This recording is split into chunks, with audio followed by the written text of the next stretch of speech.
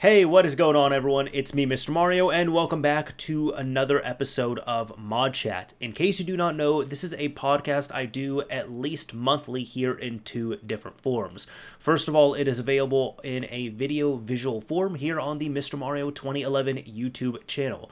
Alternatively, it is also available in a audio-only form, so you can take it around and listen to it audio-only like you would any other podcast. Simply look up ModChat, all one word, on your favorite podcasting app, host, provider, or platform, and you should hopefully be able to find it. I know it's not available on all of them, but it's available on most of them.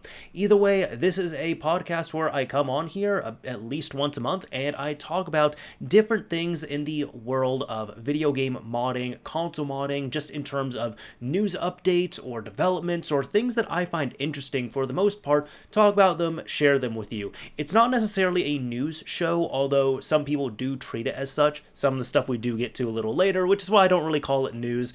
However, we do like to have some fun around here and just talk about a few interesting things. Either way, for this month's episode, I don't have too many topics to cover. However, I do have a bit of an array I guess we can go over here, so let's go ahead and just jump right into it. Getting right into it here, in regards to PlayStation 3 news, we end up getting a new custom firmware in, I guess, more ways than one.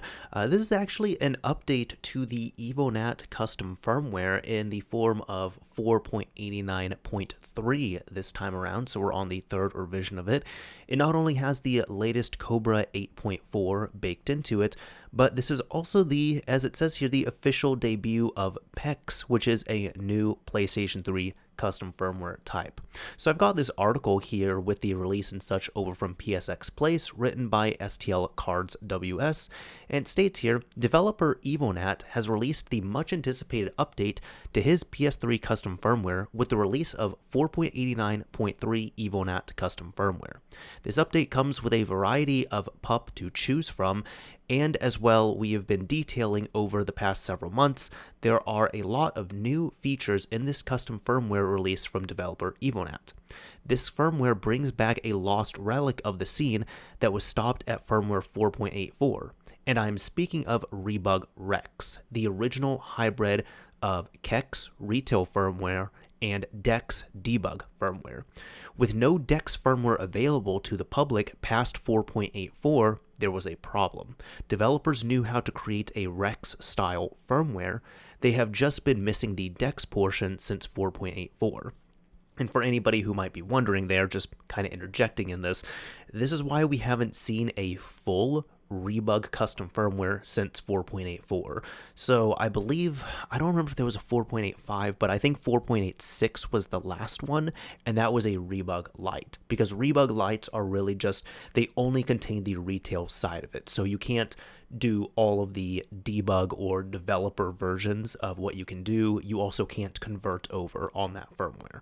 Continuing on here, well, developer Evilnat decided he would try and bring 4.84 DEX to 4.89 by porting the firmware, and after some trials and errors, the developer was able to achieve that goal, and now we have Evilnat PEX and D-PEX custom firmware, which is like a hybrid Rebug Rex. The dev has also added many new features and menu listing to the XMB, making it a very powerful XMB on custom firmware, and maybe even more functional than ever before with new improvements to the XAI plugin in this update. The developer was taking many requests from users and developers here in the PSX Place forums as well as on Twitter.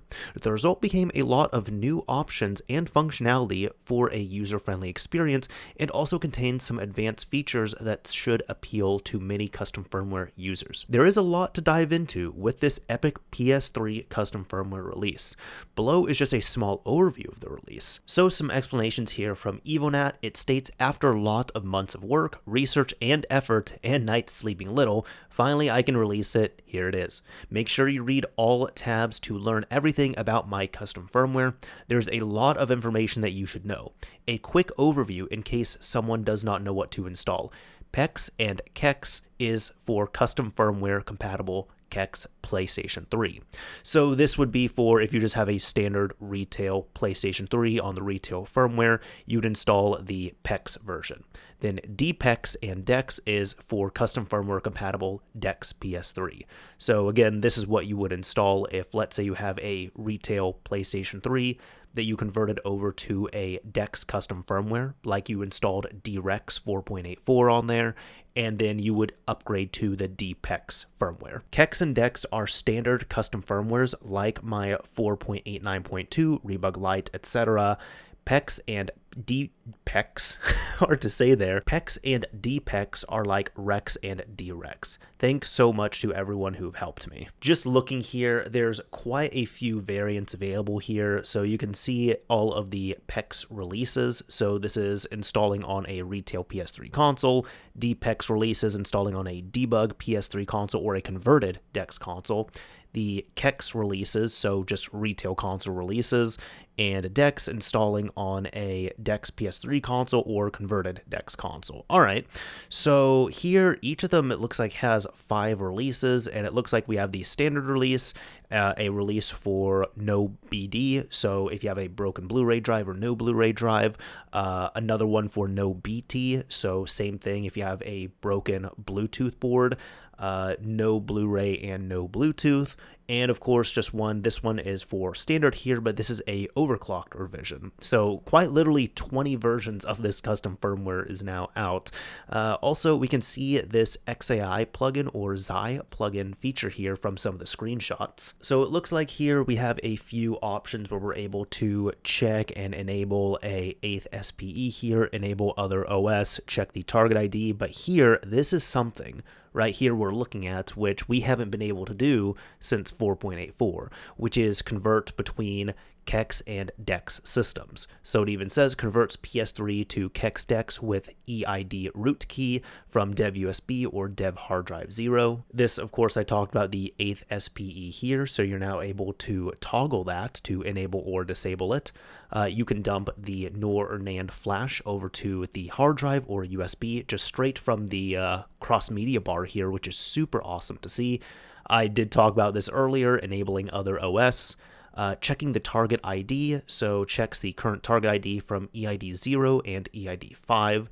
We can just see these right there. To me, this is reading as this is running a debug firmware, but this is on retail hardware, so cool to see. Enable FTP, disable FTP, of course, and you have plenty of other stuff. This is actually all within Cobra itself, so you can see the Cobra information, your syscalls, restoring syscalls, disabling them, all that fun stuff here. It looks like here you can check your GPU and RAM clock speeds. And here you could also enable and disable plugins, so this is all real cool to see. I'd also like to quote his final words here and state, "I hope that the custom firmware is working fine and without issues for everyone. But if you see any issue, please let me know in my Twitter and I'll try to fix it as soon as possible." And of course, his Twitter is XX Evilnat XX. Cobra 8.3 and Xi plugin source code can be found in my GitHub repository, so awesome to see right there. Very cool. Now, this is a project I kind of just stumbled upon here, like it came up on my timeline, and I just thought this was really interesting to see. I do like to highlight decompilation projects like this on games, and this is one from Zenimo. I believe that's how I say that name. I'm trying my best there, you know how it is with usernames, but this is a Castlevania Symphony of the Night decompilation project.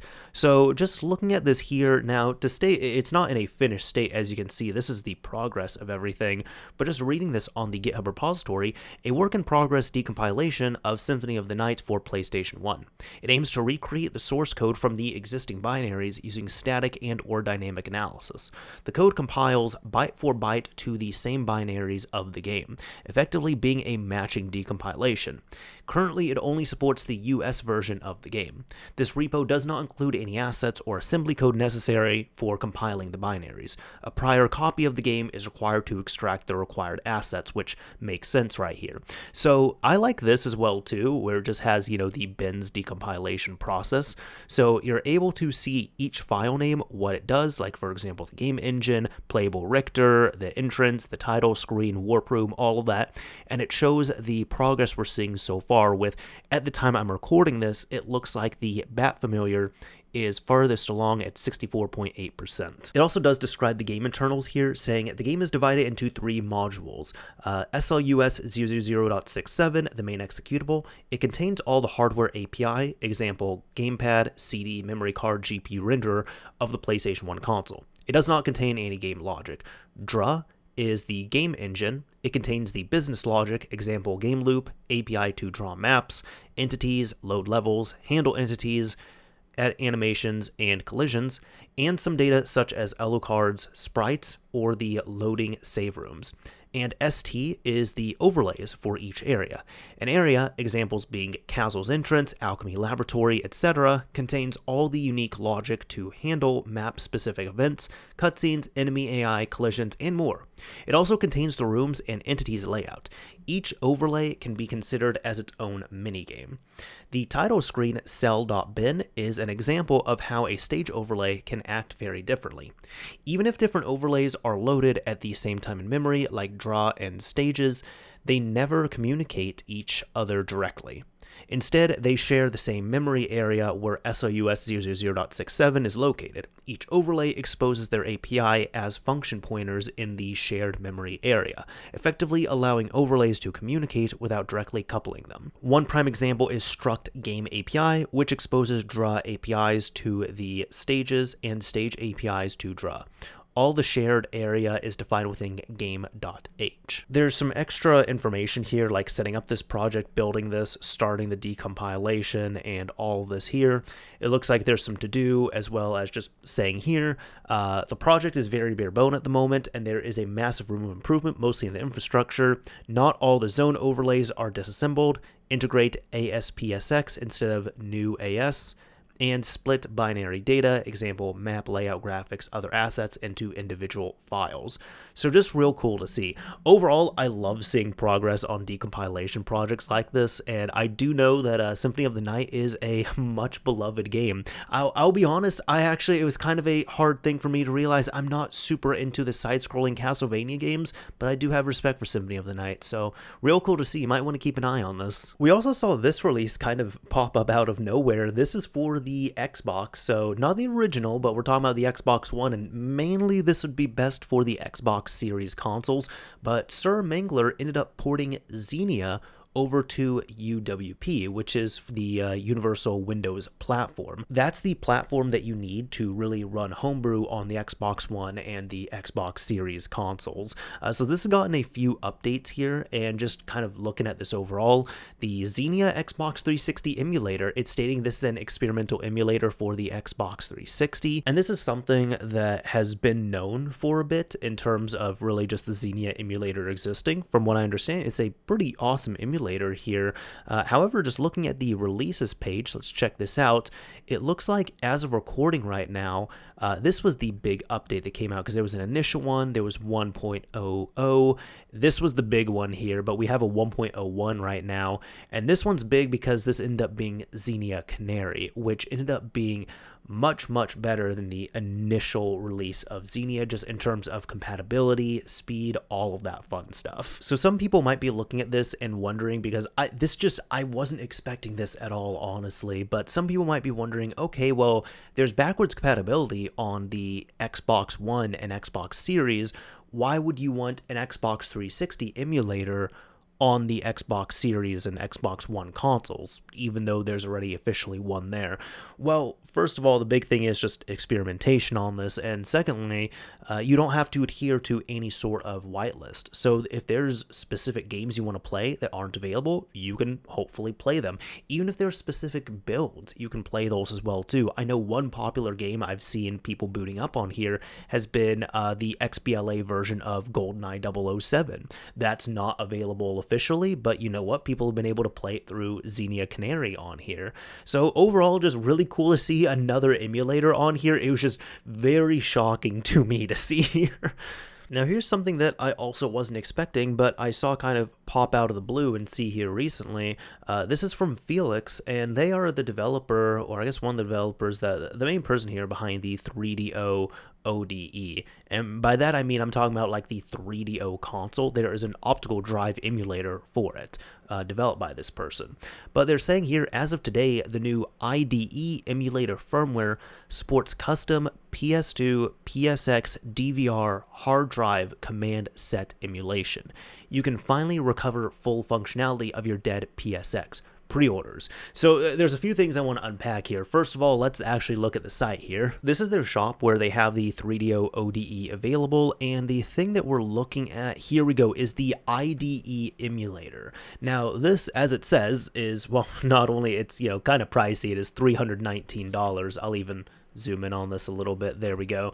It's $319 US, but this here is a emulator for IDE devices. Just reading the description here: internal IDE PETA device emulator, fully configurable high-speed device emulator for 8 and 16-bit IDE PETA bus, populated with 40-pin male and 44-pin male headers. The initial set of features, so it's based on FPGA, can reach up to UDMA 6 speeds, 8 and 16-bit supported, supports installation with other devices as either master-slave or cable select, allows multi-device emulation, CD-DVD emulation, DVD-RAM emulation, zip disk emulation, SuperDisk emulation, hard drive emulation. Here's the new one: supports PSX DVR hard drive emulation, high-speed micro SD interface, optional LCD OLED display with rotary encoder, and an optional Wi-Fi module. I don't have any photo of it on here, unfortunately, but I've seen some developments behind this. And when I'm talking about the PSX, I'm not talking about the original PlayStation or the PS1 like we think of. I'm talking about quite literally the PSX right here, which, just going off of Wikipedia, it even says this is a digital video recorder. And just stating here, the PSX, or PlayStation X, is a Sony digital video recorder with a fully integrated PlayStation 2 home video game console. It was released in Japan on December 13th, 2003. Since it was designed to be a general-purpose consumer video device, it was marketed by the main Sony Corporation instead of Sony Computer Entertainment, and does not carry the usual PlayStation branding. So as you can see right here, there might be some people who've never seen this before, but it is a big chonker DVR device right here, but it also has a PlayStation 2 literally baked into it. Going back to this all on Twitter here, this is really cool to see, because the PSX, the big downside to it has been it's not the most reliable machine, unfortunately. From what I understand, the lasers go out on them pretty easily, and if it's not the lasers, it's the hard drives, and those hard drives are also encrypted, and to date so far, there hasn't been any way to properly decrypt them. So it's kind of one of those devices where, unfortunately, if you have a PSX and the hard drive dies on there, you have a bricked unit. That's just unfortunate. That's how it's been. So just looking at some of the replies on here, Modsville USA, shout out to him, friend of the show here, end up asking, will it need to be installed permanently in a PSX, or can it be used as a tool to set up a new hard drive? Felix says this is made to replace the hard drive. So it sounds like, yeah, this would not be, I guess you wouldn't just be able to use this across different systems. This is something you install like per system on there. CO here also asked, I can use your gizmo to revive PSX with dead hard drive, even though encryption is present on original drive. Is this correct? Felix had said correct. Shout out MVG here, another friend of the show here. He said, incredible work. Any write-up coming on how this is done? Felix replied saying that there'll be a write-up after the release. So that's cool to see. There was even extra information here from RetroBB asking would it work on the original Xbox, and Felix said yes, and you can set it to ignore and dump the password. So really cool to see on here overall. Now, unfortunately, this is a pretty expensive product from what I'm seeing on here. Again, $320. So if someone's going to be getting this for their PSX, they're really going to have a giant need and affinity towards the PSX. But so far, this has been the only solution I've seen to date where you can use this on a PSX with a dead hard drive. Like, super awesome to see. Now, several episodes ago, in an older episode of ModChat, I had talked about some possible news of like the possibility of using a mod chip for, or really developing a mod chip for later revisions of the PlayStation 3. So really it would be PlayStation 3s that cannot take a full custom firmware like we think. Really, I'm talking about PlayStation 3s that have a minimum version version of 3.60 firmware or higher. So those ones, you can't use something like BG Toolset, or you can't use an E3 flasher to downgrade it to firmware 3.55, or you can't use the PS3 flash writer. Even if you use any of those tools on one of those systems, like if you patch the system, you would actually brick it, unfortunately, just because it can't handle that low of a firmware version. So for those systems, that's why solutions like Han and PS3 Hin have been super valuable, super awesome to see. However, there's a little bit of a unfortunate update on this, and this is from Zeko Shao, where he said here, some progress or therefore end of the official story of the never-ending 3000, so we're talking about the PS3 3000 model, level 0 loader.2 saga. Gestero decided to check one of the versions above 3.56, so they were checking firmware 4.78, to check for the mythical time of use bug. It doesn't exist. He then checked 3.66 and 3.60. It doesn't exist in either. So a custom firmware for the 30,000 or a level 0 loader.2 dump will likely never exist. PS 3.56 is vulnerable, but that is useless for us. I would hazard to say here, he's saying that's useless just because the systems that can't take custom firmware, like they physically can't take it on there, have a minimum version of at minimum 3.60. So even if the bug is vulnerable in 3.56, then it's not going to work on that system, unfortunately. Now, Zeko Shao over on his Code Execute channel made about an 11.5 minute video talking through this all as well. He did a really awesome job explaining it, so that's even how I was able to get, some of the definitions and such on here. Unfortunately, he ended up saying, just in longer form, kind of gave some history of it, and was really saying that this bug that we were dependent on, it's been checked, and just on higher firmwares, it's unfortunately not there. So just kind of restating what was said over on Twitter.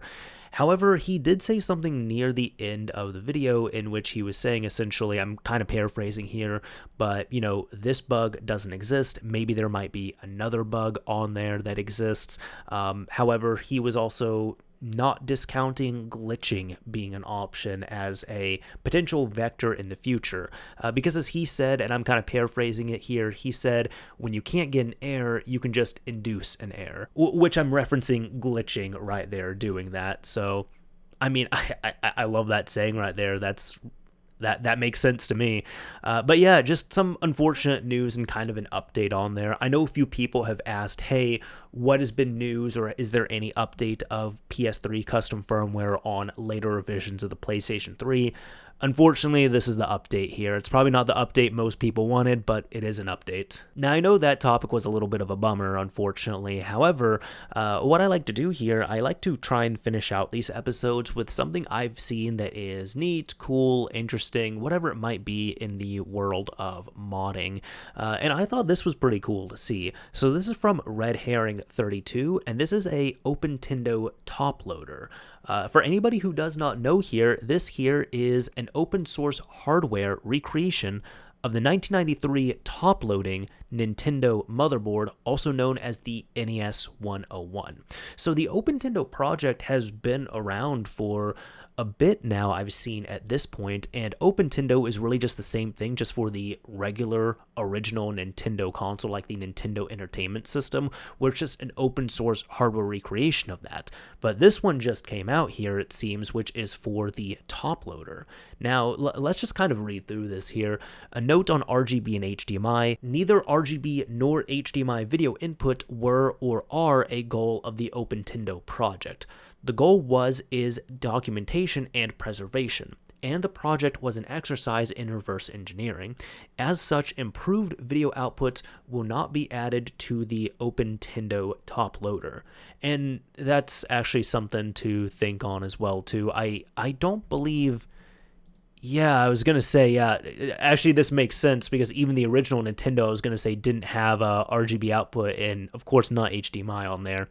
But they do continue saying NES RGB and high-def NES can be installed as normal, but will not be incorporated into the OpenTendo TopLoader PCB, which makes sense. Now, for the repository structure, it contains the board files as well as the component footprints. The files required to order PCBs can be found under releases. Now, we got some recommended PCB specs on screen here, and this is how it looks. So really, this is how it goes. As you can see here, the shell itself, that is from a original Nintendo TopLoader, it looks like. However, the actual, what you're seeing here, the blue board where it even says Red Herring 32 and ONESN CPU 01, as well as the open source symbol right there. This is showing that that is a brand new board that has been fabricated and manufactured for this. Of course, you'd have to solder all the components on and such on here, and if there's any new components that you can plop on, you can certainly do that. Otherwise, in theory, you should also be able to, let's say, for whatever reason your board is bad on your original TopLoader Nintendo, you can remove every single component from that original Nintendo TopLoader board, install them onto an OpenTendo TopLoader board, and it should work as long as the install has been done properly and everything has been fabricated properly. So super cool to see. Even some extra notes here. The design is one-to-one with the OEM board. Everything is exactly as it was on the OEM board with hopefully no exceptions. This project does not include improvements, which makes sense here. Since this project is open source, you may do with it as you like, whether that is to make boards for personal use, sell replacement NES boards, or to use the provided info for further custom PCB work designs. Note, at this point in time, any and all motherboards will require the use of an original CPU 1 and PPU 2 to function. So that makes sense. You are going to have to pull those from a hopefully busted top loader, like something that is just foobar at that point. These are the only two chips that are custom and have no direct replacement. The rest can be replaced with modern and or easily available parts. Very cool to see. Now, they are stating that there is an aftermarket CPU that is available. However, they are known to have different sounding audio due to swapped duty cycles, and they're not 100% identical as a substitute. There's also an aftermarket PPU that can be used, and they say it's available on AliExpress. However, it is unknown whether or not it's compatible with all NES games. So just something here that is super cool to see overall. Love to see projects like this. So there we go. That is about it for this episode of ModChat. I hope you all enjoyed it. I hope you all got to be entertained and maybe even learned something along the way as well too. Now, typically if you make it to the end of these episodes, what I like to do is I like to pick a keyword or a key phrase that people can use so they would be able to really use this in a comment on the YouTube upload, so I'll know that you've made it to the end. And if you're listening to the audio only version of this, don't worry, you can come over to the upload and you can leave this keyword or key phrase here in a comment on the video version of this. Now, typically I usually pick some that's kind of on my desk, and this time it's no exception. So I end up grabbing my lens cover right here, and for this, let's go ahead and use the word cover. Are you trying to cover up anything? No, you don't have to reveal that, but what type of covers do you use in your bed? Do you yourself have a lens cover? I know some people are missing them, unfortunately, for their cameras. If you use the word cover in your comment on the YouTube upload, I'll know that you've made it to the end. Anyways, this is Mr. Mario signing off. Thank you all for listening and watching, everyone. If you enjoyed this episode, a like would absolutely be appreciated. If you didn't like it, a dislike is fine as well too. But again, as I always say, thank you very much for listening and watching. And until next time.